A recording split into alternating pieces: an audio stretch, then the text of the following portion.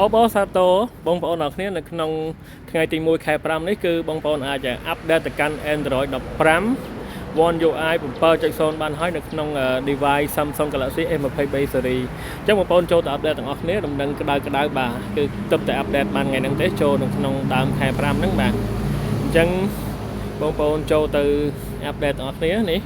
ខ្ញុំចូលទៅកន្លែងដែលខ្ញុំកំពុងតែ download នេះអញ្ចឹងគឺមានការផ្លាស់ប្ដូរខ្លាំងមែនទែននៅក្នុង Android 15ចំនួន One UI 7.0 ហ្នឹងគឺមានការផ្លាស់ប្ដូរទៅលើ key feature មួយចំនួនបាទច្រើននេះឥឡូវ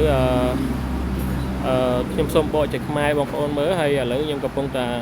download មកហើយបាន 37% បងប្អូនឥឡូវខ្ញុំសូមបកជាភាសាខ្មែរបាទអញ្ចឹងគេឃើញថានៅលើ Galaxy S23 series ហ្នឹងគឺមានការអាប់ដេតហើយជាមួយនឹងការអាប់ដេតឲ្យប្រសើរឡើងជាមួយនឹង Galaxy AI អញ្ចឹងគេដាក់ថា One UI 7 និង Android 15គឺយកបុកពិសោធន៍ AI របស់អ្នកទៅកម្រិតបន្ទាប់និងវិធីថ្មីនៅក្នុងការបង្កើតការធ្វើដំណែកតំណងនិងធ្វើអ្វីៗរួចរាល់ដំឡើងកំណែអាប់ដេតឥឡូវនេះដើម្បីទទួលបានឧបករណ៍សរសេរដែលប្រសើរឡើងការសង្ខេបការហៅទូរស័ព្ទងាយស្រួលការបង្កើតរូបភាពដោយមិនចាំបាច់ប្រឹងប្រែងដូចមុនទេគឺមានការកែច្នៃដោយ AI